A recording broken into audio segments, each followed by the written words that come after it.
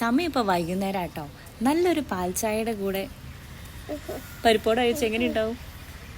കൊള്ളല്ലേ? പരിപ്പോടെ ഉണ്ടാക്കാം, ഒന്ന് ഉണ്ടാക്കിയാലോ? ആക്ച്വലി ഈ പരിപ്പുവട എന്നുള്ള ഐഡിയ എനിക്ക് ഇപ്പം തോന്നിയതല്ല, രാവിലെ തോന്നിയതായിരുന്നു. അതുകൊണ്ട് ഞാൻ രാവിലെ തന്നെ വെള്ളത്തിലിട്ട് വെച്ചിട്ടുണ്ടായിരുന്നു പരിപ്പ്.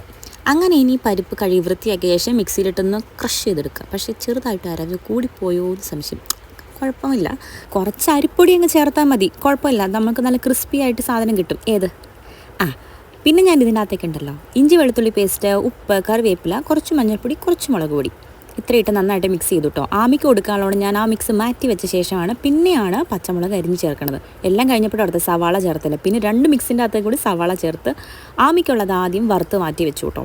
പിന്നെയാണ് നമുക്കുള്ളത് വറുത്തത് കേട്ടോ. കാരണം ചിലപ്പോൾ എരിവെങ്ങാനും എണ്ണയിൽ പിടിച്ചാൽ അവൻ തിന്നുകയില്ല. അറ്റ് ലാസ്റ്റ് കിട്ടി. എന്തുവാ സ്വാദ്, ഞാൻ ഉണ്ടാക്കിക്കൊണ്ട് പറയല്ല കേട്ടോ, കിടിലനായിരുന്നു.